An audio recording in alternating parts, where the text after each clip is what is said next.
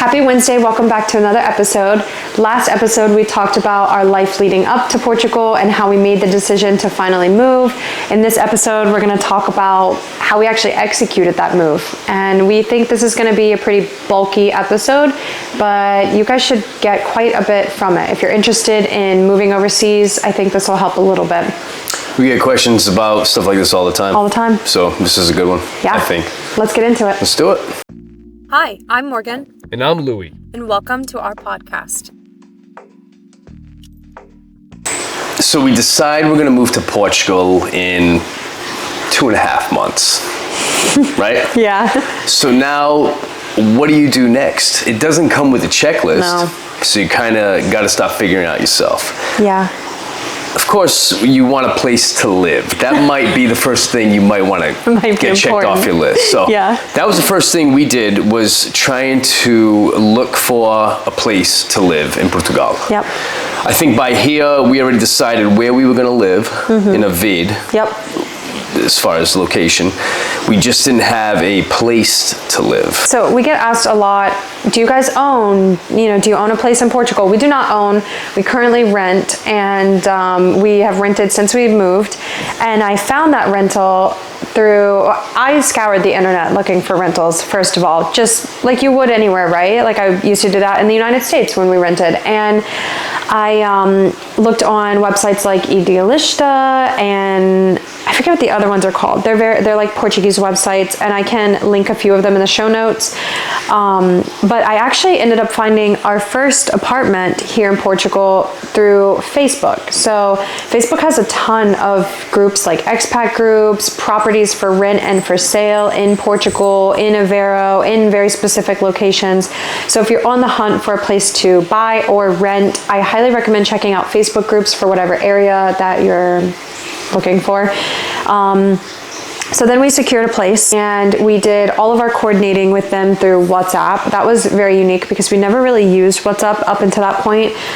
So it was kind of like a little sketch, but just know that that's so normal. Once you move to Portugal, you use WhatsApp for everything. In fact, we text on WhatsApp. We don't even text on our normal plan. So there's that. And then, like Louie said, it's like, where do you begin? Like, how do you start this process? And we talked a little bit in the last episode about downsizing. And so we did that, right? Like, we'd been doing that for quite a while. And then it finally came like, okay, well, we've got 2.5 months and we have so much stuff still.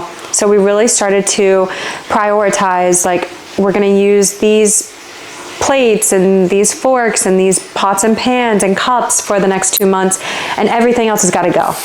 Excuse our cats, they're insane, and it's getting close to lunchtime. To be very strategic with what you sold and when you sold it, because we needed to keep, like Morgan was saying, a few plates, a few utensils. We needed to keep our mattress at least. Yeah. We had a couch that we got rid of. We kept for a while, then we got rid of closer to the end, and we just kind of made it work with like a couple of chairs. We used like a patio set inside. Just, we were living on nothing. It was intense. It was weird. It's very weird. Very, very weird. To look around and spend the holidays, right? Because it was right around Christmas. Yeah.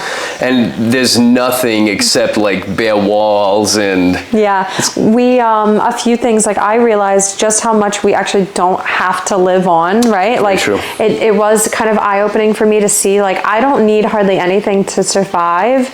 Do I like stuff? Yes. And I love a good cozy home that feels curated to us, but we don't need it.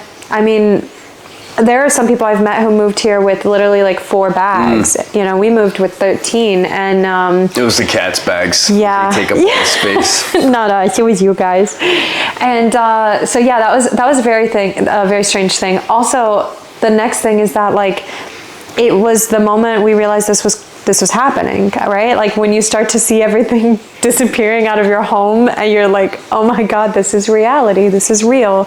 You don't realize how much stuff you have until you are trying to downsize. Yeah. And you're like, how did I acquire all these things over the last, I guess, years. Forever. Yeah. And you're like, yeah. So much. It's crazy. It's crazy. It's crazy.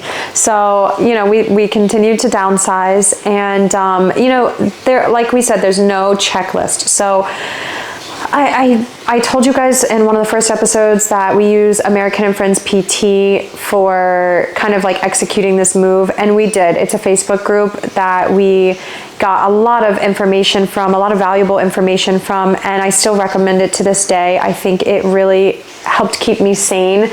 Some people there provide things like checklists and whatnot, so I pulled a little bit from that. I pulled a little bit from ChatGPT. I pulled a little bit just from the internet, from YouTube, from people that I had seen who had already made moves like this.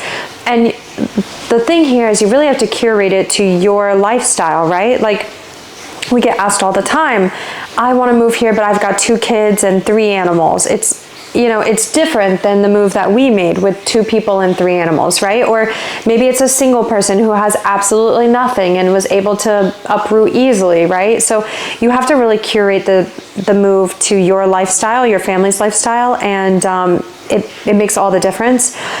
But I can give a few recommendations. It was a lot of coordinating, and you do things like, we made sure that we had many copies and official certified copies of documents like marriage certificates, birth certificates, what else? I mean, there's like all, just important documents, off the top of my head, I can't remember. And I even went out of the way to buy this binder, which I wish I had here, it's upstairs, to buy this binder. It's fire and water safe, and it's got dividers, and then I just literally would store all of our important documents in there. Obviously you want to make sure your passport is up to date, because I don't even think they will let you get a visa if it's close to 3 months or sooner to expiring. So, just things like that. And I've used many of those documents that I got, right? So my entire adult life, I've had 1 copy of my birth certificate, and I think I bought 10 of each just in case, because who knows how you would get it from the United States, right? You'd probably have to go to an embassy. Same thing with marriage certificates. And what else? Let's see. Did things like canceling subscriptions that were unnecessary. So we got rid of all things like Amazon Prime. I think I bought quite a few things that I knew we would need. I bought a cat litter box, a travel one for these guys, maybe some detergent that I would normally buy for us and knew Portugal wouldn't have. And so we got our totes from there too. We did. We got our totes. Yeah. That's another thing. So we'll get to that. Just bought what we thought we would need, and then we canceled our membership. We no longer were going to use Amazon, and I didn't want to use Amazon here when we moved either. So it's just unnecessary. And any memberships that you don't need. A gym membership if you're not using it, whatever. Switch your phones. Yep. Make sure they're going to work when they get here. Yeah. That was a big deal for me, because I had never really done it was still confusing. Anything like that, because this is going to be permanent, right? So it was still confusing. Yeah. Sometimes it still is, even if I can be honest. I know. Yeah. Sometimes my phone still says eSIM is not registered.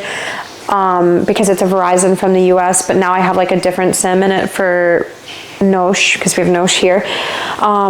What else? Another thing is once we signed our contract for our rental, we ended up getting I had to call on WhatsApp. I think it was on WhatsApp. I had to call Nosh to set up our internet, to schedule to set up our internet. Yeah, that's right. We had to do that here in Portugal, because we wanted to have that set up for when we arrived. What else? Last minute doctor's visits, make sure you do that if you need to. Get many months of prescriptions. Check what the criteria is to be able to bring a lot of pills medication into the EU, because I think that there is one. But just, get medical records if you need to, because there's no way you can call your doctor's office from here. They don't use WhatsApp in the United States. Right. And sending an email just always isn't the most useful. I had a Excel tracking sheet of anytime I thought of, okay, we need to do this, I would then go into the Excel and type it in there, so that way I knew, when it needed to be done. And then I even had a column for when it was completed, and I had a column, I had a tab that was here's what we sold and how much we sold it for. And yeah, she's a logistics queen for real. I did my best. She's also an Excel queen too. She put out a budget for us. She created a budget for us, what we could potentially expect to spend here. Like, she laid this all out for us like months well in advance. So we had an idea coming here. We weren't just kind of in the dark. Yeah, so, and it never goes the way you think it's going to, but we just tried our best to figure out like, okay, you know, we're moving here with this much money in the bank, and here's what we need to buy when we get here, and, you know, just stuff like that. Another huge thing is we sold both of our cars. So we waited until the last minute, and let's see, because this is going like almost a year back in time, right? Like, we sold my car first, my little car, and then we just put that money into savings. And we did that through Carvana. If you're in the United States, we sold through Carvana. It was, I think, the easiest thing I've ever done in my life. Yeah, for both of them. Yeah. And they gave you almost like the value, full value, surprisingly, and you know, it was great. Really, highly recommend Carvana. Yeah. And then we waited, and we just used one car. We used his truck. So he quit his job, and then we sold my car, so that way we could just be home and do one car, you know, his truck. So we waited, I think it was like 2 days before moving, we sold his truck finally. We had set it up through Carvana because you could tell it when you want to sell it, and they have to approve it. So we did that about a week and a half before. We did, and then we picked up a rental that same day. We picked up a rental, and we used that rental for like 2 days. And we made sure to get the largest rental that we could find. So I called a few places and asked, like, how do I know if you'll have this, you know, extra large vehicle in stock? And a lot of places were like, we can't guarantee it. So I found one that guaranteed that they would have this in stock, and they did. We got, I think it was like a Yukon or something. It was huge, and it fit all of our bags, cats, and 3 people. So that's another thing, because yeah, make sure they have that vehicle for you if you're using a vehicle to travel to the airport, because if you get there and they just got a little Chevy and you're shit out of luck. So that was something that we learned as well, that I just, you know, all of these things are like on the spot, because this was like a year ago. You know, speaking of like logistics and stuff like that, we had to finalize the day that we were going to move. So we decided we were going to move February 10th. We were going to arrive in Portugal on February 10th. And so then it's about all the logistics that lead up to that, right? So now you've got to figure out, like, well, what airline are we going to fly? And how many bags do they allow? And what's the weight capacity for those bags? And how many animals can you bring? Do they get to fly in the cargo, or can they fly in the cabin with you? And then you learn, like, okay, well, you can only have one animal per person in the cabin. So then we're like, well, they're either going in the cargo, or someone's got to come with us to bring, because we have 3 cats. So we invited my sister to come, and we gave her a little mini vacation. And she carried one of the cats for us and helped us unload and unpack and everything, which was actually very beneficial. That was very nice. You know, so it's a matter of like figuring all of that out. That was very stressful to me. I think the airline part was so stressful.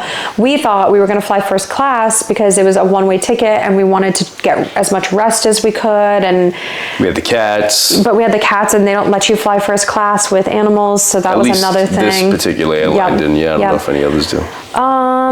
You know, this is just a lot of information, but you know, I told you this was going to kind of be like a doozy episode. It's a lot, and moving overseas is a lot. We had to decide, because we were living in an apartment at the time, we had to decide, like, do we want to stay in the apartment up until that day, you know, the departure day?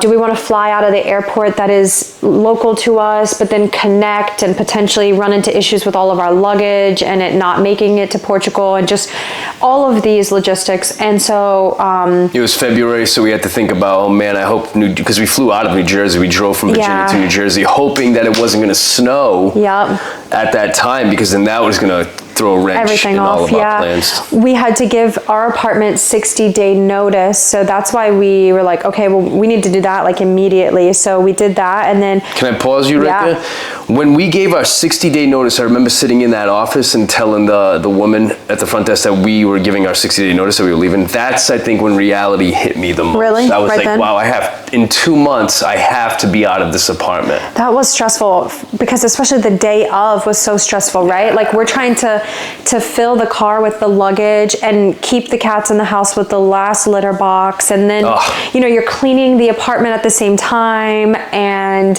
you gotta walk through. Oh my God. I'm trying to, I cooked all my meals the night before. I got my little cooler. It was just, it's very chaotic. Yeah. It's a very lonely time. It is a very lonely time. Nobody else really gets it except for us, It's a very lonely time. I never thought about that. I forgot about that. And then, at the same time, you're dealing with everything else, like the logistics of these guys. We had to get a health certificate and that got messed up. And that was the day we were closing out of our apartment. And I'm dealing with that while we're dealing with cleaning and packing and all of that. On top of emotions running high because you don't know if you'll see your family ever again, friends, who knows? You're making this life changing. It's just a plethora of everything going on. It is. Yeah. I mean, if you're making a change like this, you can't help but feel overwhelmed. You can't help. It's like a mixture of so many different emotions. And like I've told people before, for me, I was so numb at that point because there was just so much that had to be done that it didn't really fully register for me until months after arriving. And I mean, what a whirlwind. And it all happened so fast. It was so fast. Those 2 months of execution, it all happened extremely fast. And people may say like, well, why didn't you guys take more time to do it? Why didn't you give yourself 6 months or a year? If I can be honest, I don't think it would have mattered because looking back at the way that we executed it, the only thing that would have mattered is just giving yourself more time to get documents and to sell things and whatnot. But really the execution, when it comes. It's not waiting for you. That week was it. That. It was I think it was maybe 5 days of execution and it was boom, boom, boom, boom, boom. Everything happened. So regardless of whether it was 2 months, 2 weeks, 2 years, it doesn't matter. When that week hits and it is go time. There's all your clothes are packed. You're working with 2 pairs of pants, 2 sweatshirts. You're washing them all the time. Yeah, crazy. And then, then we're thinking you plan things okay, we need to bring food for the animals and a makeshift litter box that we found. Mm-hmm. You need to make sure you have specific carriers for them. And the next episode is actually going to be about how we moved our animals. So if you're curious about moving your animals overseas, stay tuned for that. It'll come out next week. But other than that, it's all just logistics and it's all based off of your life and what you want and how you want to do it. I mean, there are people who have literally shipped their entire house overseas and that costs thousands of dollars and that wasn't something we wanted to do. It wasn't that serious that. Yeah, so we sold everything instead and donated everything and started fresh when we moved here, which is that'll probably be a whole nother episode in itself as well, starting fresh. I mean, I just feel as crazy as all of this sounds coming out of our mouth, that is exactly how it is. It doesn't matter how much planning you give. It doesn't matter how much logistics you go through and how confident you feel. It just is chaotic. It's going to be chaotic, and you have to expect that something might not go according to plan, like it did for us. Yeah. If something always doesn't go, it's almost a miracle if everything goes smooth 100%, but we, hope for the best, but always be prepared for the worst. Yeah. I think that's a really good tip, actually. And if I can be honest, I feel like the thing that happened with us, that was not that big of a deal. We got extremely lucky. So, a lot of people go through for sure more stressful moments. It was a very stressful time in life. It's a very lonely time in life, and you just have to stay strong. Yeah, absolutely. Throughout. Yeah. If there's something that we didn't answer, you're welcome to ask us questions. I feel like it was so long ago that I can only remember so much. And I think that's a great stopping point for this episode. I think so too, babe. I feel like we got quite a bit out and hopefully it wasn't too chaotic for you guys. So stay tuned for next week. We're going to go over how we actually moved our 3 cats overseas. And we hope you guys have a great week. Beijinhos. Até logo.